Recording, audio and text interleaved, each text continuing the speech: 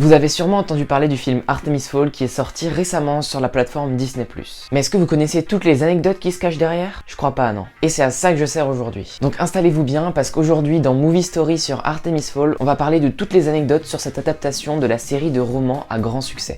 Le projet d'une adaptation de Artemis Fowl avait déjà été évoqué en 2001 par la société Miramax Film. Et il est passé entre les mains de Lawrence Guterman et Jim Sheridan, avant que Disney rachète les droits et annonce en 2013 vouloir proposer une adaptation pour le cinéma. L'auteur des livres a même annoncé en rigolant un jour à un journaliste qu'avec tous ces reports, le film sortirait peut-être 2 ans après sa mort. Mais finalement, heureusement que le film n'est pas sorti avant, vers 2001, 2002, tout ça, parce que ça aurait été en concurrence directe avec l'une des plus grosses sagas de l'histoire du cinéma. Je sais pas si vous connaissez, ça s'appelle Harry Potter, il paraît que ça a fait un grand succès. Mais donc au final, les studios de la petite souris avaient programmé la sortie pour août 2019. Puis on apprend au début de l'année dernière qu'il est décalé au 29 mai 2020 pour être finalement, suite à la pandémie mondiale et à la fermeture des cinémas, décalé au 12 juin 2020. On est passé de 2001 au 12 juin 2020 quand même. Et finalement, Disney a abandonné l'idée de le sortir en salle et a préféré le mettre sur son nouveau service de streaming Disney+. Et c'est pas plus mal parce que payer 8 € la place pour ça aurait piqué. Et donc pour cette adaptation qui est sortie la semaine dernière sur Disney+, Disney a choisi Kenneth Branagh à la réalisation. Kenneth avait découvert les romans quelques années avant d'être choisi par hasard, parce que son neveu lui en avait parlé. Il les a lus et a trouvé ça génial. Ensuite il a eu plusieurs entretiens avec l'auteur des livres Eoin Colfer, pour être finalement annoncé publiquement en 2015 par Disney à la réalisation de ce film.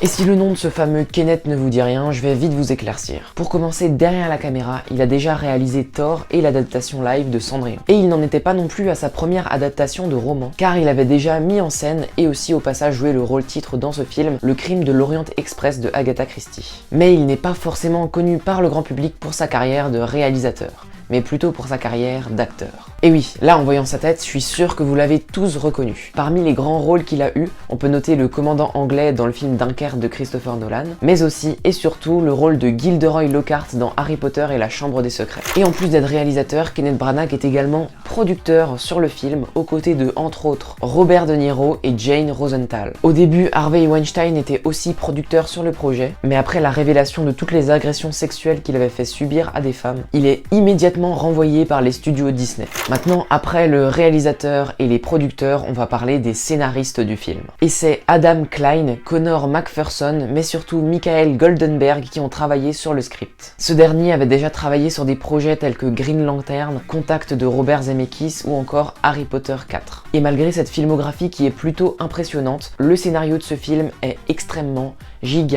méga nul. Je vais pas forcément en dire plus sur mon avis sur le scénario et sur l'histoire et sur tout ça. Je vous mets en petit i une vidéo critique que j'ai faite avec la chaîne Les Bêtises qui est très construit. Je dis tout ce que j'ai à dire dedans, donc allez voir ça. Ah merde, je crois que je me suis trompé de côté depuis le début. Bon, c'est pas grave. Mais allez voir ça après avoir vu cette vidéo en entier. Faudrait pas non plus que mon watch time se détruise au bout de, je dirais, 2-3 minutes là. Non, restez encore et à la fin, de toute façon, je vous en reparlerai, je vous mettrai un lien dans la description, enfin, ne vous inquiétez pas.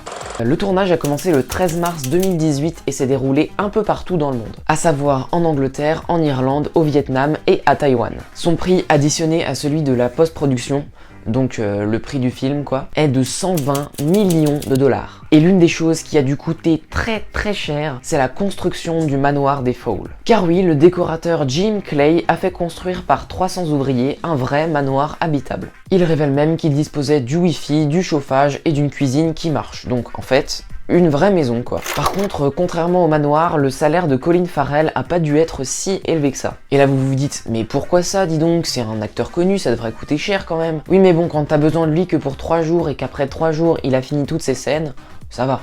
Tiens, et puis en parlant de Colin Farrell, dans cette vidéo on a déjà parlé d'une bonne partie de l'équipe technique mais pas encore des acteurs. Et Eoin Colfer, qui attendait beaucoup une adaptation cinématographique de sa saga littéraire, a demandé à ce qu'un maximum des acteurs qui jouaient dans le film soient de sa nationalité, c'est-à-dire irlandais. Et j'ai vu en faisant mes recherches que quelqu'un d'autre avait déjà demandé un truc du genre avant lui, une certaine J.K. Rowling, qui voulait que tous les acteurs de sa saga Harry Potter, ah tiens, c'est la même qu'on a parlé tout à l'heure. Bah elle voulait que tous les acteurs soient britanniques, donc je pense qu'il s'est inspiré d'elle. Mais pour en revenir à Eowyn Colfer, quand il a demandé des acteurs irlandais pour un maximum de rôles, il avait déjà une petite idée en tête pour l'actrice qui pourrait incarner Holly Short. Il voulait Saoirse Ronan pour ce rôle. Si son nom vous dit rien, vous l'avez sûrement déjà vu dans Lady Bird ou dans Les filles du Docteur March. Mais finalement, elle n'a pas accepté la proposition et dans le film qu'on a pu voir, le personnage est incarné par Lara McDonnell, qui nous propose ici son premier grand rôle. Et malgré le fait que ce soit son premier grand rôle, elle avait quand même plus d'expérience que Ferida Shaw, le garçon qui a été choisi pour incarner Artemis Fowl. Parce que lui, d'après sa fiche Allociné, il a joué dans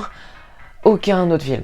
Et lorsqu'ils l'ont choisi parmi les 1200 autres garçons qui avaient participé pour ce rôle, je pense qu'ils se sont bien foirés, parce que c'est pas fameux. Et sinon, pour le reste du casting, on a Josh Gad, Nonso Anotti, Judi Dench, Colin Farrell, Tamara Smart et Eowyn Colfer lui-même qui fait un petit caméo dans le film. Et maintenant, avant de terminer la vidéo, on va balancer quelques anecdotes sur les livres de Eowyn Colfer. D'ailleurs, je ne vous conseille pas de voir ce film, mais je ne fais pas la vidéo pour vous déconseiller ça, je fais la vidéo pour vous conseiller la saga littéraire qui est vraiment excellente. Donc lisez ce livre et ne regardez pas le film, c'est très important pour votre santé mentale. Donc les 8 tomes de la saga Artemis Fowl sont sortis au fur et à mesure de 2001 à 2013 et se sont vendus à plus de 25 millions d'exemplaires à travers le monde. Plutôt bon score, hein. Là on est sur on est sur de l'avance. Et Eowyn Colfer a eu l'idée de cette histoire grâce à une communion. Il était en train de faire sa prière et là, paf, illumination, l'histoire. Non, je déconne. En vrai, c'est en regardant une photo de son petit frère le jour de sa communion que l'idée lui est venue. En effet, le costume de son frère lui a fait penser à celui d'un méchant de James Bond qui aurait 10 ans. Et voilà,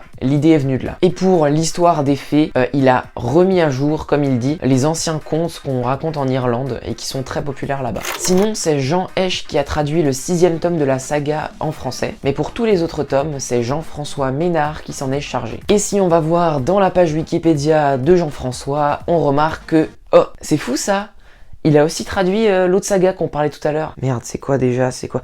Harry Potter, voilà. Bah putain, il y a plein de points communs entre ces deux sagas. Hein. Bon, et toutes les anecdotes sont racontées, j'espère que la vidéo vous a plu. Et si c'est le cas, n'oubliez pas, pour le soutien, petit pouce bleu, ou si vous voulez d'autres vidéos de ce concept, éclatez-moi cette barre de pouce bleu, parce que j'ai vraiment des milliers d'autres films d'idées à faire sur toutes les anecdotes comme ça. Ensuite, si vous ne voulez rater aucune des prochaines vidéos, il suffit de cliquer sur le bouton rouge s'abonner juste en dessous de cette vidéo, c'est complètement gratuit et ça prend 1 seconde et demie. Sinon, si vous voulez une critique sur ce film, je vous conseille fortement celle que j'ai fait avec Les Bêtises sur sa chaîne. Comme j'ai dit tout à l'heure, il y a un lien dans la description de toute façon, donc vous avez juste à regarder un petit peu en dessous. Et puis du coup, je crois que j'ai plus rien à te dire. Allez, coupez!